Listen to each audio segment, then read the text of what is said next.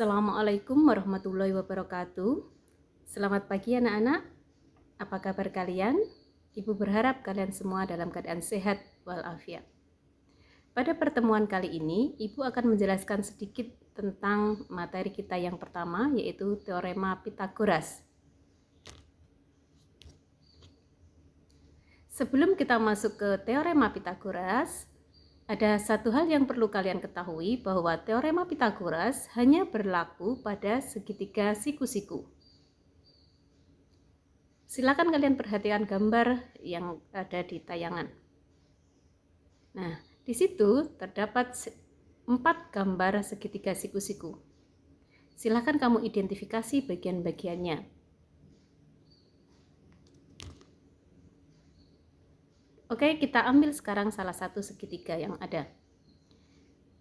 Pada gambar di atas, di depan kalian, terdapat sebuah segitiga siku-siku A, B, dan C dengan sudut siku-sikunya di B.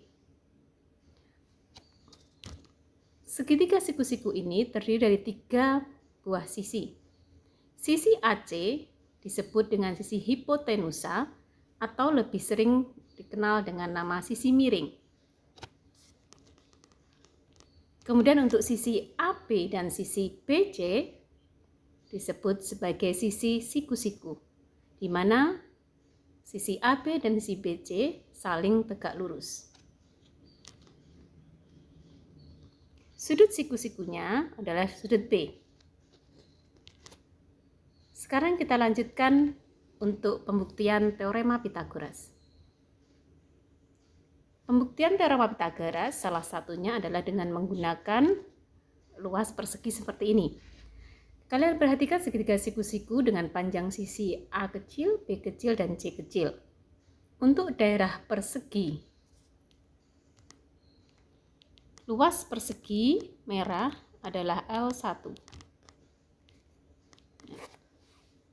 Diperoleh dari A kali A. Kemudian pada sisi B diperoleh luas persegi biru atau L2, yaitu B kali B. Dan yang ketiga, luas persegi pada sisi C diperoleh seperti ini caranya.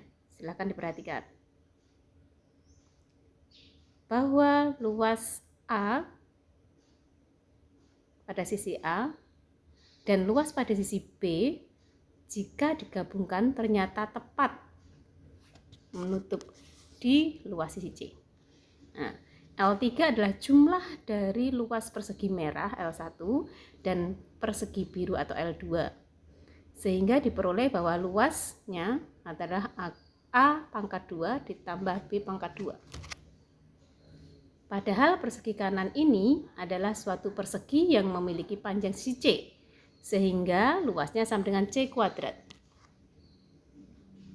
Oleh karena itu, maka luas yang ketiga atau luas pada sisi C bisa dituliskan sebagai C pangkat 2 atau C kuadrat sama dengan A kuadrat ditambah B kuadrat. Jadi, C kuadrat sama dengan A kuadrat ditambah B kuadrat, atau dengan kata lain, untuk segitiga siku-siku berlaku kuadrat sisi miring sama dengan jumlah dari kuadrat sisi-sisi yang lain. Kita lanjutkan. Kesimpulannya adalah bahwa untuk sebuah segitiga siku-siku dengan panjang sisi A, B, dan sisi miring atau sisi hipotenusanya C, maka berlaku Teorema Pythagoras, yaitu C kuadrat sama dengan A kuadrat ditambah B kuadrat.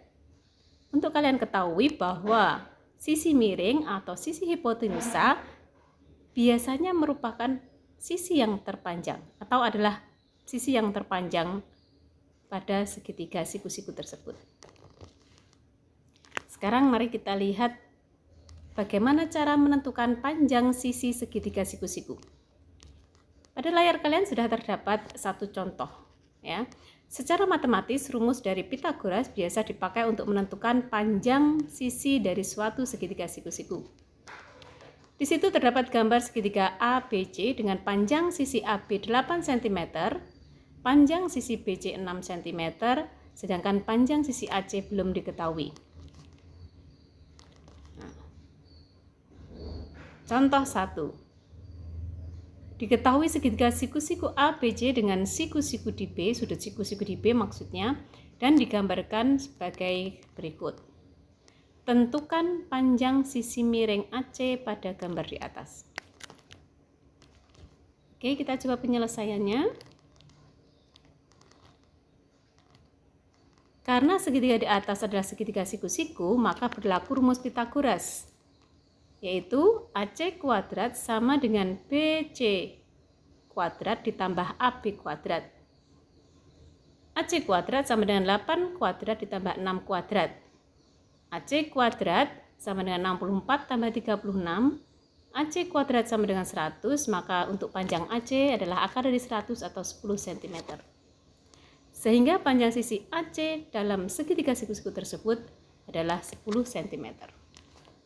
Kegunaan teorema Pythagoras sebenarnya tidak hanya untuk menghitung sisi terpanjang, tetapi adalah menghitung salah satu sisi yang belum diketahui pada segitiga siku-siku. Seperti contoh yang kedua ini. Diketahui segitiga siku-siku DEF dengan siku-siku DE. Digambarkan seperti di bawah ini. Panjang sisi EF adalah 9 cm, panjang sisi DF adalah 15 cm. Tentukan panjang sisi DE pada gambar di atas. Silakan kalian cermati bahwa panjang sisi DE di situ bukanlah sisi hipotenusa atau sisi yang terpanjang, melainkan DE merupakan salah satu sisi segitiga siku-siku atau sisi siku-siku dari segitiga tersebut. Lalu bagaimana cara penyelesaiannya? Silakan disimak.